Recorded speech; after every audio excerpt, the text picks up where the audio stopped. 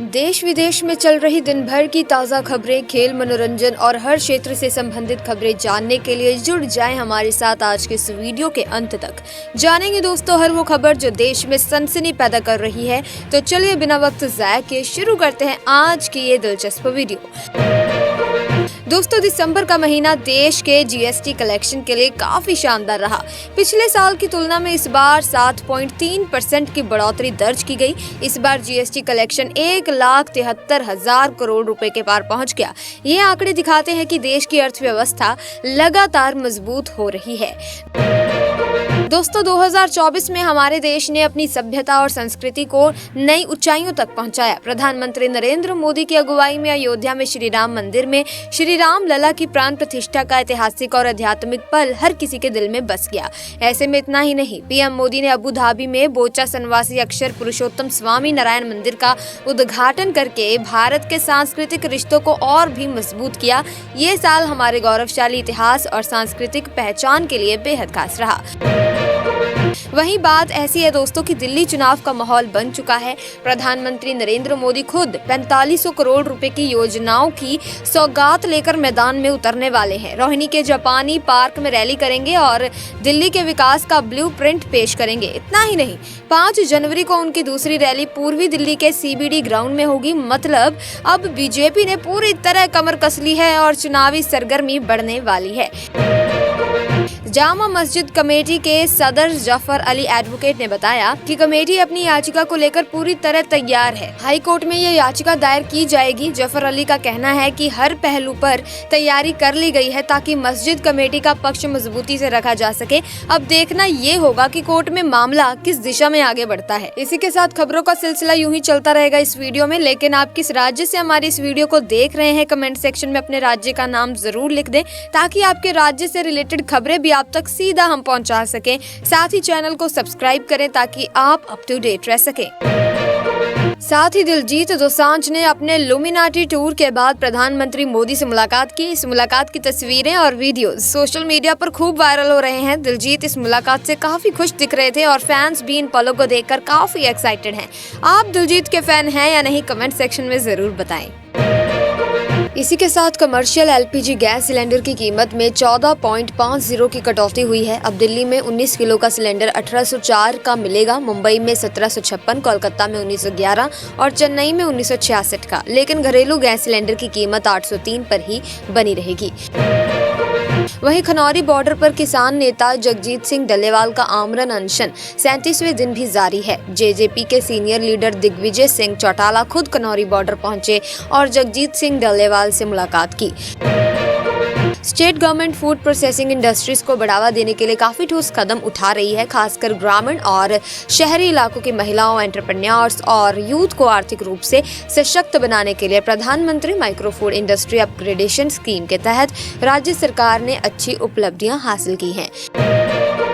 वहीं दिल्ली और आसपास के इलाकों में इस वक्त कड़ी सर्दी चल रही है। सड़कों पर घना कोहरा था जिससे वाहनों की रफ्तार काफी धीमी हो गई थी। दिल्ली में घने कोहरे की वजह से एयरलाइन ऑपरेशंस भी प्रभावित हो सकते हैं। ऐसे में दिल्ली एयरपोर्ट ने यात्रियों के लिए एक एडवाइजरी भी जारी की है। नौसेना बहुत जल्द 2 नए जंगी जहाज और एक डीजल इलेक्ट्रिक पनडुब्बी अपने बेड़े में शामिल करने जा रही है, जो कि देश में ही बनाए गए अत्याधुनिक हथियारों से लैस होंगे। इससे नौसेना की मारक क्षमता काफी बढ़ जाएगी। साथ ही स्पोर्ट्स यूटिलिटी व्हीकल की बढ़ती मांग और ग्रामीण इलाकों में कारों की बिक्री के चलते 2024 में 43 लाख गाड़ियां बिक चुकी हैं।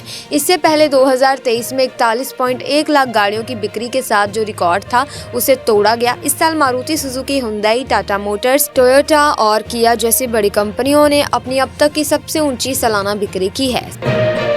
साथ ही दोस्तों बता दें कि नए साल 2025 की शुरुआत के साथ ही सोने और चांदी की कीमतों में बढ़ोतरी देखी जा रही है।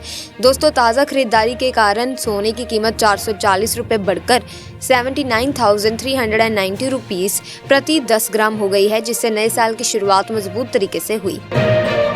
इसी के साथ आप यानी कि आम आदमी पार्टी ने विधानसभा चुनाव जीतने के बाद महिलाओं को 2100 रुपए सम्मान राशि देने की बात कही, तो कांग्रेस भी इससे एक कदम आगे बढ़ते हुए 2500 से 3000 रुपए की राशि देने का ऐलान कर सकती है। वहीं हिमाचल में साल की शुरुआत होते ही राज्य के 28,000 अधिकारियों को बिजली महंगी मिलनी शुरू हो जाएगी। इसमें 12,000 क्लास 1 और 16,000 क्लास 2 के अधिकारी शामिल हैं। ये फैसला मुख्यमंत्री की अध्यक्षता में पिछले महीने हुई बैठक में लिया गया था और अब इसे लागू कर दिया गया है। उत्तर प्रदेश के मुख्यमंत्री योगी आदित्यनाथ ने सड़क सुरक्षा के बारे में बड़ा कदम उठाया है। उन्होंने कहा है कि 6 से 10 जनवरी तक सभी स्कूलों और कॉलेजों में सड़क सुरक्षा पर जागरूकता कार्यक्रम आयोजित किए जाएंगे। इस दौरान छात्रों को सड़क सुरक्षा के नियम और सावधानियों के बारे में बताया जाएगा। इसके अलावा उन्होंने ये भी कहा है कि ओवरलोडिंग को किसी भी हालत में बर्दाश्त नहीं किया जाएगा। प्रधानमंत्री नरेंद्र मोदी ने कहा है कि उनकी सरकार किसानों के कल्याण के लिए पूरी तरह से प्रतिबद्ध है। उन्होंने हाल ही में केंद्रीय मंत्रिमंडल के फैसलों के बारे में बताया और कहा कि 2025 की पहली कैबिनेट बैठक किसानों की खुशहाली बढ़ाने के लिए समर्पित है। मोदी जी ने ये भी कहा कि देश को अपने किसानों पर गर्व है जो अपनी कड़ी मेहनत से पूरे देश का पेट भरते हैं। साथ ही महाकुंभ 2025 की शुरुआत 13 जनवरी से होने जा रही है और इस विशाल आयोजन में 40 करोड़ से ज्यादा लोग आने की संभावना है। ऐसे में भारतीय रेलवे ने भी अपनी तैयारियां पूरी कर ली हैं। उत्तर मध्य रेलवे के अलावा बाकी जोनल रेलवे ने भी विशेष ट्रेनों के समय सारणी जारी करनी शुरू कर दी है ताकि श्रद्धालुओं को कोई दिक्कत ना हो। बिजली विभाग के इंजीनियर्स एंड स्टाफ ने 2 डिस्कॉम के प्रपोज्ड प्राइवेटाइजेशन के खिलाफ काला फीता बांधकर दिवस मनाया। उन्होंने इस प्रस्ताव को वापस लेने की मांग की है क्योंकि उनका कहना है कि इससे वंचित और बैकवर्ड क्लास इंजीनियर्स को नुकसान होगा और लगभग 16,000 रिजर्व्ड पोस्ट का खत्म हो जाना तय है। साथ ही असदुद्दीन ओवैसी जो कि ऑल इंडिया मजलिस ए इत्तेहादुल मुस्लिमीन के अध्यक्ष हैं, उन्होंने सुप्रीम कोर्ट में एक याचिका दाखिल की थी। इसमें उन्होंने देश में पूजा स्थल कानून लागू करने की मांग की है। ये याचिका ओवैसी ने अपने वकील फुजैल अहमद अयूबी के जरिए 17 दिसंबर को दाखिल की थी। अब इस पर सुप्रीम कोर्ट जनवरी 2025 को सुनवाई करेगा। साथ ही भारत और पाकिस्तान ने 1 जनवरी को एक दूसरे के न्यूक्लियर इंस्टॉलेशंस की जानकारी साझा की। न्यूक्लियर इंस्टॉलेशन वो स्थान होते हैं जहां परमाणु हथियार रखे जाते हैं। यह आदान प्रदान एक समझौते के तहत 1991 से चल रहा है। दोनों देशों ने यह जानकारी नई दिल्ली और इस्लामाबाद में डिप्लोमेटिक चैनल्स के जरिए एक दूसरे को दी। वहीं दिसंबर में जीएसटी कलेक्शन 7.3% की बढ़ोतरी हुई और ये 1.77 लाख करोड़ रुपीस तक पहुंच गया। इसमें केंद्रीय जीएसटी से 32,836 करोड़ रुपए, राज्य जीएसटी से 40,499 करोड़ रुपए और एकीकृत जीएसटी से 47,783 करोड़ रुपए का योगदान रहा। इसके अलावा कोर सेक्टर की ग्रोथ भी नवंबर में 4 महीनों में सबसे ज्यादा रही, जिससे बजट 2025 से पहले सरकार के लिए कुछ गुंजाइश बनी है। वहीं मां वैष्णो देवी के यात्रा मार्ग पर बने रोपवे के विरोध के बावजूद नववर्ष मौके पर देश भर से बड़ी संख्या में श्रद्धालु कटरा पहुंच रहे हैं। मां वैष्णो देवी के भवन से लेकर कटरा तक श्रद्धालु ही श्रद्धालु हैं और हर जगह मां के जयकारे गूंज रहे हैं। तो आप भी कमेंट सेक्शन में जय माता दी जरूर लिख दें। साथ ही डोमेस्टिक स्टॉक मार्केट में अच्छा उतार चढ़ाव रहा। बॉम्बे स्टॉक एक्सचेंज का सेंसेक्स 368 अंक बढ़कर 78,507 पर बंद हुआ, जबकि नेशनल स्टॉक एक्सचेंज का निफ्टी भी 98 अंक ऊपर चढ़ा और 23,743 पर रहा। वहीं विदेश मुद्रा बाजार में रुपए की हालत थोड़ी कमजोर हुई और $1 की कीमत 85 रुपए 65 पैसे रही। सोने और चांदी के दामों में भी बढ़ोतरी देखने को मिली है। सोने का दाम 77,110 रुपए प्रति 10 ग्राम रहा, जबकि चांदी का दाम 87,600 रुपए प्रति किलो था। अगली खबर देखें तो दोस्तों, जम्मू कश्मीर में इस वक्त एक कमजोर पश्चिमी विक्षोभ है, जिसकी वजह से कुछ जगहों पर हल्की बर्फबारी हो सकती है। मौसम विभाग के मुताबिक 4 से 6 जनवरी तक ज्यादातर जगहों पर बर्फबारी हो सकती है। खासकर ऊंची पहाड़ियों पर तो भारी हिमपात की भी संभावना जताई गई है। वहीं दोस्तों देखा जाए तो दिल्ली के सभी 7 बीजेपी सांसदों ने नितिन गडकरी से मुलाकात की और उन्हें 4 नए प्रोजेक्ट्स के लिए एक प्रस्ताव दिया। इन सांसदों का कहना है कि ये प्रोजेक्ट्स दिल्ली के प्रदूषण, बढ़ती भीड़भाड़ और जाम को कम करने में काफी मददगार साबित होंगे और राजधानी के लिए मील का पत्थर बन सकते हैं। वहीं गणतंत्र दिवस परेड और बीटिंग रिट्रीट के लिए टिकटों की बिक्री शुरू हो रही है। रक्षा मंत्रालय ने बताया है कि आप इन टिकटों को सेना भवन, शास्त्रीय भवन, जंतर मंतर, प्रगति मैदान और राजीव चौक मेट्रो स्टेशन से खरीद सकते हैं। बस आपको अपना फोटो, पहचान पत्र दिखाना होगा। साथ ही दोस्तों 2024 में हमारे देश ने अपनी सभ्यता और संस्कृति को नई ऊंचाइयों तक पहुंचाया। प्रधानमंत्री नरेंद्र मोदी की अगुवाई में अयोध्या में श्री राम मंदिर में श्री राम लला की प्राण प्रतिष्ठा का ऐतिहासिक और आध्यात्मिक पल हर किसी के दिल में बस गया। इतना ही नहीं, पीएम मोदी ने अबू धाबी में बोचा सनवासी अक्षर पुरुषोत्तम स्वामी नारायण मंदिर का उद्घाटन करके भारत के सांस्कृतिक रिश्तों को भी और मजबूत किया। ये साल हमारे गौरवशाली इतिहास और सांस्कृतिक पहचान के लिए बेहद खास रहा। साथ ही state government food processing industries को बढ़ावा देने के लिए काफी ठोस कदम उठा रही है। खासकर ग्रामीण और शहरी इलाकों की महिलाओं, एंटरप्रेन्योर्स और यूथ को आर्थिक रूप से सशक्त यानी कि मजबूत बनाने के लिए प्रधानमंत्री micro food industry upgradation scheme के तहत राज्य सरकार ने अच्छी उपलब्धियां हासिल की। भारत ने दोस्तों पारंपरिक धूमधाम और धार्मिक भावनाओं के साथ 2025 का नया साल मनाया। राष्ट्रपति द्रौपदी मुर्मू ने सभी देशवासियों को नववर्ष की शुभकामनाएं दी। अपने संदेश में उन्होंने कहा कि नया साल हम सभी के जीवन में नई उम्मीदें और सपने लेकर आता है। वहीं उपराष्ट्रपति जगदीप धनखड़ ने भी नागरिकों से लोकतांत्रिक मूल्यों को बनाए रखने और देश को सर्वोपरि रखने की अपील की। नेशनल इन्वेस्टिगेशन एजेंसी ने 2024 में अपनी रिकॉर्ड तोड़ उपलब्धि की घोषणा की है। एजेंसी ने 25 मामलों में 68 आरोपियों को दोषी ठहराए और 100% सफलता दर हासिल की। अधिकारियों के मुताबिक इस सफलता का कारण उनकी सख्त जांच प्रक्रिया और बहुत ध्यान से बनाई गई कानूनी रणनीतियां हैं। सरकार ने बताया कि अगले 10 साल में स्पेस इकोनॉमी $8.4 बिलियन से बढ़कर करीब $44 बिलियन तक पहुंच जाएगी, यानी ये लगभग 5 गुना बढ़ेगा। परमाणु ऊर्जा और अंतरिक्ष राज्य मंत्री डॉक्टर जितेंद्र सिंह ने नई दिल्ली में मीडिया से बातचीत करते हुए कहा कि प्रधानमंत्री नरेंद्र मोदी के डायरेक्शन में नेतृत्व में भारत अंतरिक्ष और बायोलॉजी के क्षेत्र में भी आगे बढ़ेगा। मिनिस्ट्री ऑफ कॉमर्स के मुताबिक इस साल नवंबर में देश के प्रमुख क्षेत्रों के उत्पादन में 4.3% की बढ़ोतरी हुई। आंकड़ों से पता चला है कि सीमेंट, कोयला, स्टील, बिजली, रिफाइनरी, प्रोडक्शन और फर्टिलाइजर के उत्पादन में अच्छी वृद्धि देखी गई है। नवंबर के आंकड़ों यानी कि 2024 के आंकड़ों में कोयला उत्पादन में 7.5%, पेट्रोलियम रिफाइनरी प्रोडक्ट्स में 2.9%, फर्टिलाइजर्स में 2%, स्टील में 4.8%, सीमेंट में 13% और बिजली प्रोडक्शन में 3.8% की वृद्धि हुई।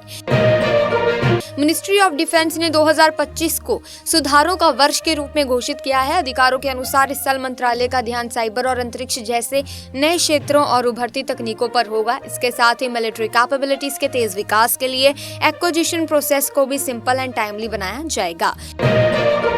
दिल्ली में विधानसभा चुनाव के करीब आते ही एक बार फिर नेताओं के बीच चिट्ठी का सिलसिला शुरू हो गया है। पहले तो अरविंद केजरीवाल ने आरएसएस प्रमुख को एक चिट्ठी लिखी और फिर भाजपा प्रदेश अध्यक्ष वीरेंद्र सचदेवा ने केजरीवाल को नए साल के मौके पर एक पत्र लिखा, जिसमें उन्होंने कुछ संकल्प लेने की सलाह दी। स्टेट बैंक ऑफ इंडिया ने एसबीआई क्लर्क भर्ती 2024 के लिए कट ऑफ डेट्स में बदलाव का एक महत्वपूर्ण नोटिस जारी किया है। खासकर भूतपूर्व सैनिकों के लिए ये बदलाव किया गया है। अगर किसी को ये नोटिस देखना हो तो वो एसबीआई की आधिकारिक वेबसाइट sbi.co.in पर जाकर देख सकते हैं। साथ ही बता दें कि सरकार ने वन नेशन वन सब्सक्रिप्शन योजना शुरू की। इसका मकसद ये है कि अब छात्रों को एक ही सब्सक्रिप्शन प्लेटफॉर्म के जरिए रिसर्च पेपर, जर्नल्स और बाकी एजुकेशनल मटेरियल तक आसानी से पहुंच मिलेगी। इससे ये फायदा होगा कि अब अलग अलग जगहों से सब्सक्रिप्शन लेने की जरूरत नहीं पड़ेगी और सभी के लिए ज्ञान आसानी से उपलब्ध होगा। इस योजना से देश भर के छात्र, रिसर्चर्स एंड इंस्टीट्यूशंस लाभ उठा सकेंगे।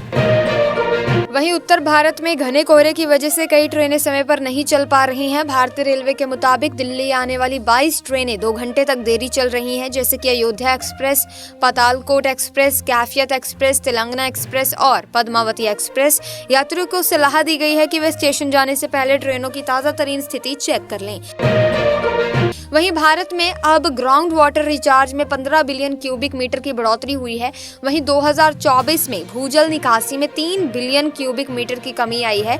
सेंट्रल वाटर पावर मंत्री सीआर पटेल ने कल 2024 के लिए ground water resources assessment report जारी की, जिसमें बताया गया कि कुल एनुअल ग्राउंड वाटर रिचार्ज का आंकड़ा 446 बिलियन क्यूबिक मीटर से अधिक है। वहीं अब ट्रेनों में महिलाओं के खिलाफ अपराधों पर काबू पाने और शिकायत करने वाली महिलाओं के लिए ऑफिशियल रेल पुलिस में महिला थाना बनाया जाएगा। इसके साथ ही प्रदेश में बनाए गए 3 नए जिलों में भी महिला थाना स्थापित किया जाएगा। इसके लिए पुलिस मुख्यालय ने शासन को प्रस्ताव भेज दिया है। 2024 के अंत में दिल्ली के मॉडल टाउन में एक परिवार को बहुत बड़ा दुख झेलना पड़ा। 31 दिसंबर को पुनीत खुराना ने अपने घर में फांसी लगाकर जान दे दी। वो कल्याण विहार इलाके में रहते थे। पुनीत की शादी 2016 में हुई थी और फिलहाल उनकी पत्नी से तलाक का केस चल रहा था। परिवार का कहना है कि वो अपनी पत्नी से परेशान थे। पुनीत ने भी 59 मिनट का एक वीडियो भी बनाया जो अब पुलिस के पास है। इस मामले को देखकर एक बार फिर अतुल सुभाष सुसाइड केस की याद ताजा हो गई। नया साल शुरू हो चुका है और साथ ही कई बड़ी परीक्षाएं भी जारी हैं। जनवरी के पहले सप्ताह से ही परीक्षाओं और आयोजनों की शुरुआत हो जाएगी। इस महीने में यूजीसी नेट परीक्षा, जेईई मेन जैसी कई महत्वपूर्ण परीक्षाएं होने वाली हैं। वहीं बता दें कि साल 2024 में यातायात नियमों का उल्लंघन करने पर सख्त कार्रवाई हुई, जिससे हमें एक बड़ी सीख मिली। पुलिस और परिवहन विभाग ने हजारों लोगों पर कार्रवाई की और करोड़ों रुपए का जुर्माना भी वसूला। अब जब नया साल 2024 आ चुका है तो हमें ट्रैफिक नियमों का पालन करने का संकल्प लेना चाहिए। पूरे 2024 में लगभग 5.5 करोड़ रुपए का जुर्माना वसूला गया। इसी के साथ आज की वीडियो में बस इतना ही। आई होप वीडियो इन्फॉर्मेटिव लगी होगी। अगर हाँ तो वीडियो को लाइक करें, शेयर करें, चैनल को सब्सक्राइब करके बेल आइकन को प्रेस कीजिए ताकि नए वीडियोस की अपडेट आपको मिलती रहे। Thanks for watching.